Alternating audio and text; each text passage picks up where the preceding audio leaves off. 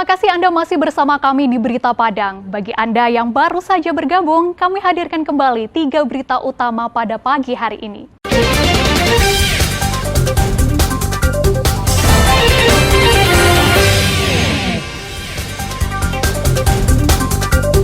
Khawatir tawuran, SMA PGRI 1 Padang perintahkan siswanya memakai baju bebas ke sekolah.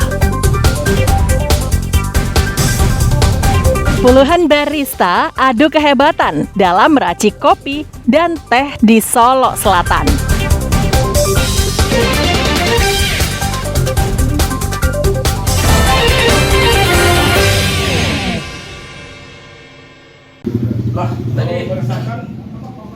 Seorang anggota polisi Pamong Praja Padang Pariaman ditangkap polisi karena membeli sabu-sabu hari Senin. Setelah itu, polisi menangkap seorang tersangka lainnya. Polisi terlebih dahulu menangkap Rian, pegawai honorer dan anggota polisi Pamong Praja Kabupaten Padang Pariaman yang hendak bertransaksi di rumah Dedi Galon di Limau Purui, Kecamatan 5 Koto Timur Pariaman.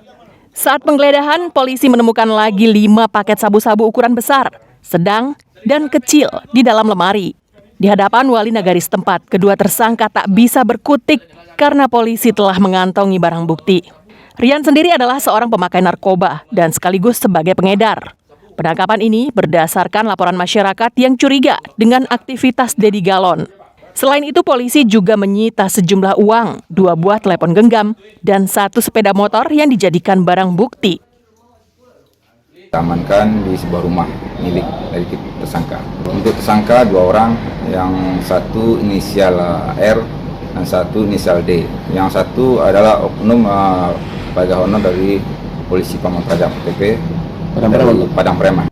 Kini polisi masih menyelidiki bandar besar yang memasok sabu-sabu kepada Dedi Galon. Eki Rafki melaporkan dari Pariaman. Assalamualaikum.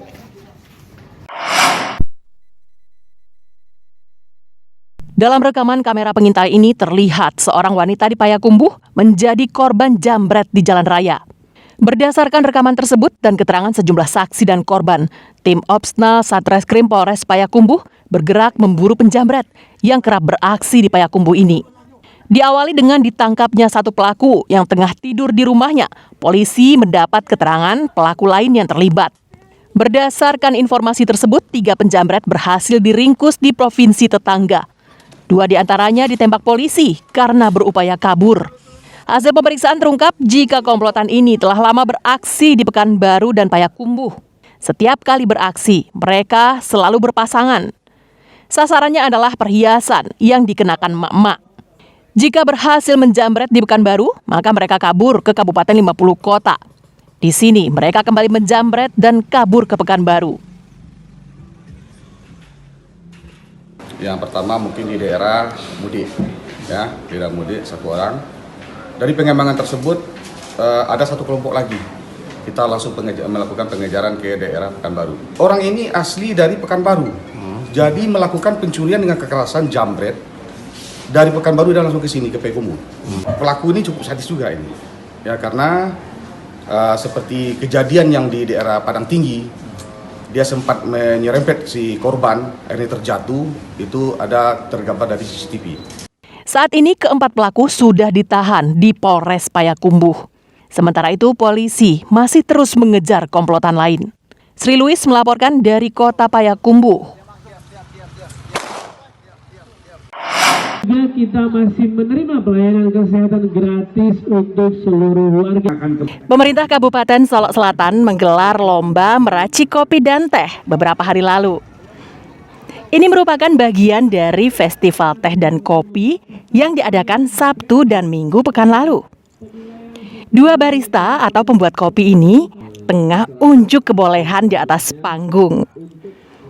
Mereka memeragakan cara membuat kopi yang baik dan menghasilkan cita rasa yang enak. Peserta menghaluskan sendiri biji kopi yang sudah disediakan, baik menggunakan mesin ataupun dengan tangan. Kemudian menakar sendiri jumlah air dan suhunya. Kopi yang sudah dihaluskan kemudian disaring dan disiram air panas.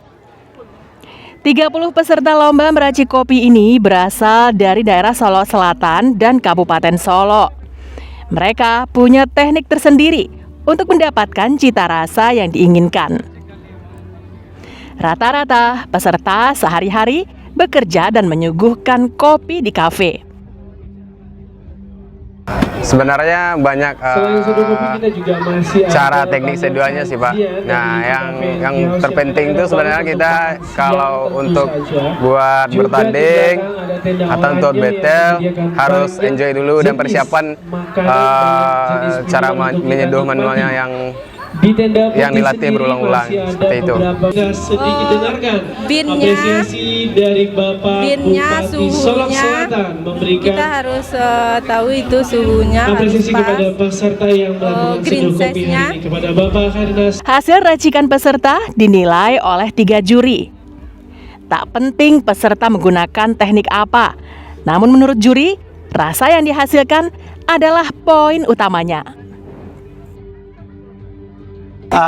Arabica itu kaya rasa. Dia ada sweetness, ada acidity, ada manisnya. Dengan takaran tertentu, suhu tertentu, dengan pouring tertentu, dia akan menghasilkan aroma dan rasa yang berbeda. Kita tadi memakai roast bean sama, roast bean Padatuk, dan tapi cara menyeduh itu akan menghasilkan rasa positif, kemudian juga mungkin ada rasa negatif dari kopi. Nah, tentu kita punya kriteria sendiri untuk menilai dari kopi Arabica yang diseduh oleh para petarung ini. Selain lomba meracik kopi, panitia juga melombakan cara meracik teh. Peserta diminta menghasilkan kreasi membuat dan meracik teh sendiri. Kedua lomba ini memicu semangat pelaku usaha dan penggiat wisata untuk memajukan pariwisata di kabupaten termuda di Sumatera Barat ini. Arsyad Kusnadi melaporkan dari Solok Selatan.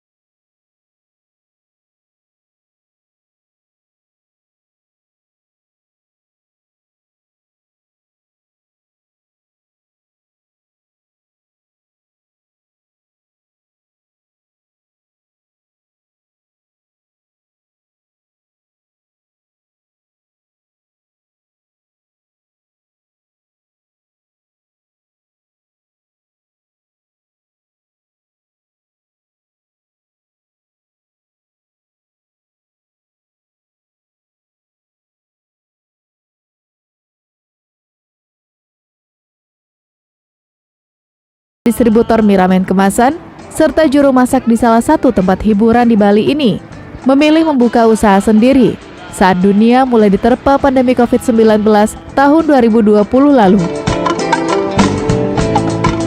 Saat hujan, itu saya coba mix dengan dasar tadi, dasar ketoprak manis, carbonara ini gurih, legit, dan si ramennya ada unsur pedasnya. Which is itu orang Indonesia itu sangat suka yang perpaduan yang tadi. Saya coba memang ternyata enak. Warung yang diberi nama Anak Aba milik Monaldi biasanya ramai disinggahi pengendara yang merasa kedinginan melewati kawasan Pegunungan Marapi di daerah Kota Baru ini. Ada rasa manis-manis pedasnya gitu ya. Jadi itu yang membedakan dengan ketoprak yang lain. Kalau pinginnya sih agak lebih dipedaskan ya, kalau selera saya pribadi gitu kan. Misalnya kan cuaca di sini dingin Pak. Ya, tapi kalau untuk selera anak-anak cocok pas, pedasnya pas, manisnya pas. Satu porsi ketoprak ramen carbonara dijual Rp21.000.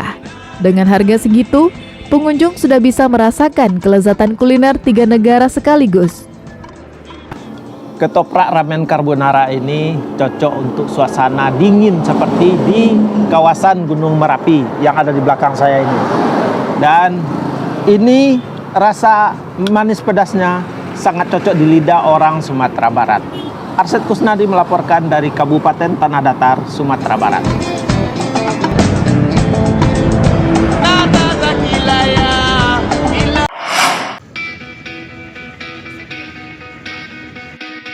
Berpotensi sebagai daerah penghasil kopi, pemerintahan Nagari Sirukam, Kecamatan Payung Sekaki, Kabupaten Solo, bekerja sama dengan salah satu organisasi kemasyarakatan mengembangkan salah satu wilayahnya sebagai desa kopi.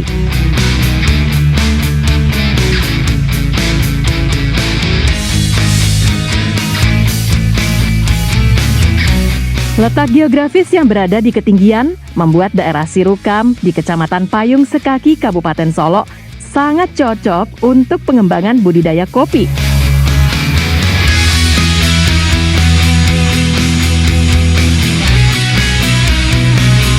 Bahkan untuk menunjang kegiatan ini, pemerintah Nagari bekerja sama dengan sebuah organisasi kemasyarakatan menjadikan salah satu lokasi di daerah ini sebagai sebuah desa kopi.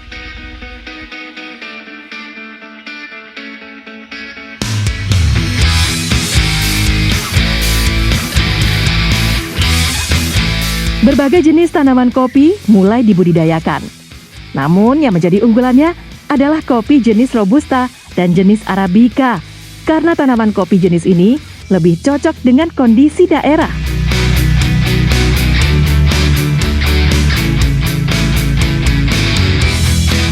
Abdul Rahman, selaku pegiat tanaman kopi di daerah ini mengatakan bahwa hasil buah kopi yang berasal dari daerah ini sangat disukai oleh para penikmat kopi, karena mempunyai keunggulan tersendiri dari segi cita rasanya. Menurut Abdul Rahman, saat ini dari keseluruhan wilayah desa kopi ini, 50% diantaranya sudah mulai ditanam dengan tanaman kopi dan beberapa diantaranya sudah mulai berproduksi. Kita pengembangan kopi Arabica di Nagari Sirukam karena memang cocok dengan ketinggian dan peruntukan untuk kopi Arabica sendiri. Dan sebagian orang sudah mereview, mereka mengatakan kopi di Nagari Sirukam itu punya karakter sendiri. Beda kayaknya dengan kopi di Alan Panjang, Kerinci, kemudian di Solok Selatan gitu. Alhamdulillah di Nagari Sirukam itu punya ciri khas Arabikanya sendiri gitu. Sementara itu, pengembangan desa kopi ini juga didukung penuh oleh pemerintahan Nagari Sirukam dengan harapan akan dapat meningkatkan perekonomian masyarakat dari hasil kopi tersebut. Itu kami sudah bisa memproduksi kopi kami sendiri yang produknya ini sudah mulai dikenal di berbagai kalangan masyarakat. Ini memakai label itu kopi Solo Sirukam, itu ada 2 jenis, ada yang Arabica dan juga kami memproduksi yang Robusta. Hingga saat ini, produksi kopi dari daerah Sirukam sudah mulai dikenal secara luas oleh berbagai kalangan masyarakat.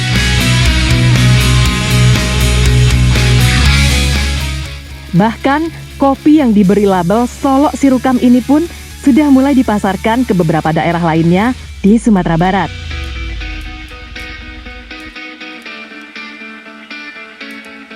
Bagaimana? Anda tertarik untuk mencoba rasa kopi ini? Silakan datang ke Sirukam.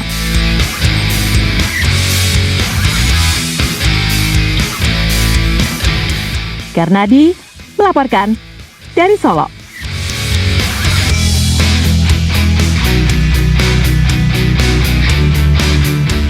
Saudara, informasi tadi sekaligus menutup berita Padang pagi ini. Saya Fri Mariana beserta tim redaksi yang bertugas mengucapkan terima kasih dan sampai jumpa.